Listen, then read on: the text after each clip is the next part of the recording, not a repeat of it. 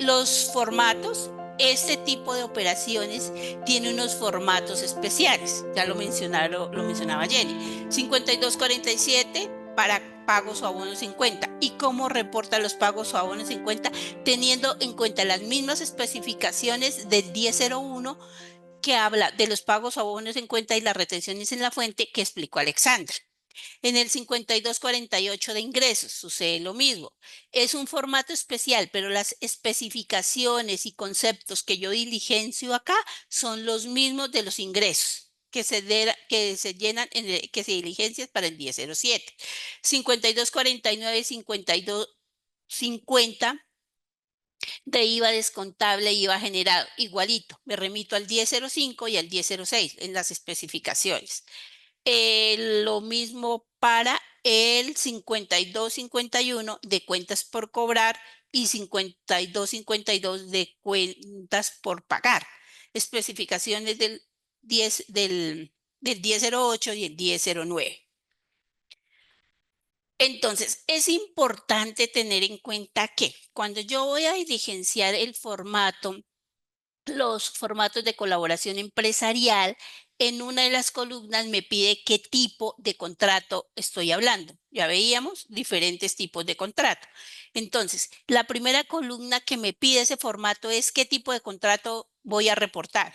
Si un mandato, un consorcio, una exploración o explotación de hidrocarburos, un joint venture, unas cuentas en participación o un convenio de cooperación con entidades públicas. Entonces, cada uno de esos contratos tiene el código. Entonces, dependiendo del tipo de contrato que vaya a reportar o de los tipos de contrato, porque puede ser que yo tenga mandato por unos lados, entonces tenga que reportar las operaciones del mandato, todo lo que tiene que ver con el contrato de mandato, que se irá con el uno.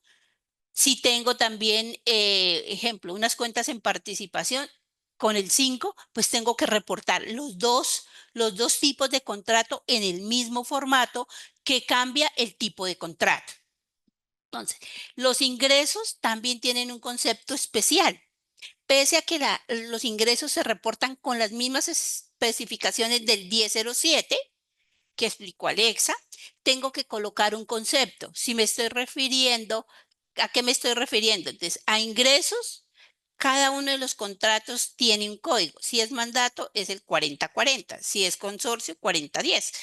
Hidrocarburos, 4050. Yo inventory, 4060. Cuentas en participación, 4030. Convenios, 4080. Si son créditos activos, cuentas por cobrar. Entonces también mandatos 1340, consorcios 1370, explotación 1350, joint venture 1360, cuentas en participación 1330, convenios de cooperación con entidades públicas 1380. Para pasivos, igual, 2240, 2270, 2250, 2260, 2230 y 2280. ¿Qué hay nuevo en este formato para los contratos de cuentas en participación? El concepto 4090. ¿Por qué es nuevo para los contratos de cuentas en participación? Por una sentencia que hay del mes de agosto, más lo vemos más adelante. Pero para los otros tipos de contratos ya existía. Yo tenía que trasladar, por ejemplo, consorcios y uniones temporales, ya existía porque el concepto 4090 es el valor de la retención que yo le traslado como administrador o como gestor del contrato a la otra parte. Entonces, este concepto ya existía el 4090, pero ahora es nuevo, pero para los contratos de cuentas en participación, más no es nuevo dentro de los contratos de colaboración empresarial. Entonces, estas retenciones en la fuente que ahora como socio gestor tengo que trasladarle a los socios ocultos, la voy a reportar con el 4090. En la casilla donde dice ingresos brutos recibidos y en la casilla siguiente, que las devoluciones, rebajas y descuentos, coloco en NIT 0 y hago la identificación de a qué tercero le estoy reportando, le estoy trasladando esa retención. Ahora lo vemos en un ejemplo. La sentencia. Entonces, para todos fue llamativo este tema, que fue una decisión del Consejo de Estado, del expediente 085, donde el Consejo de Estado se pronunció acerca de este tema porque ¿qué pasaba? Que por el concepto unificado de la DIAN, decía que cuando usted actuara como socio gestor, las retenciones en la fuente que le practicaban a usted como usted es el que factura, que las retenciones en la fuente que le practicaban a usted en desarrollo de esas operaciones de cuentas en participación, donde pues acuerda que el oculto es oculto. Entonces se las tomaba, era el socio gestor en su declaración de renta. Y no se las podía trasladar al socio oculto. Entonces, el Consejo de Estado que dijo que no, que esas retenciones en la fuente también, así como yo traslado ingresos, costos y gastos de acuerdo al porcentaje de participación, debería trasladar esas retenciones. Entonces, a raíz de esa decisión de la Corte, eh, ¿qué dice? Es que debe y no que puede, y no que debería, no debe y no que puede.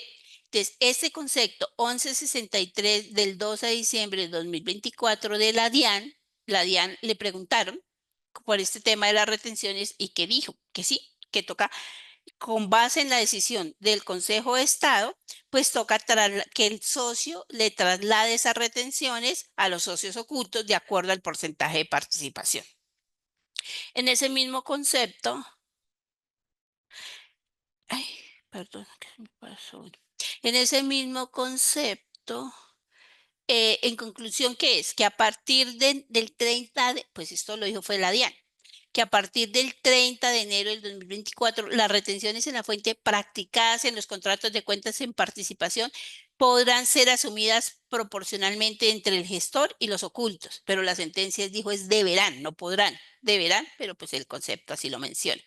El porcentaje de la retención en la fuente debe incluirse. Bueno, entonces, ¿qué pasa con este tema de la retención?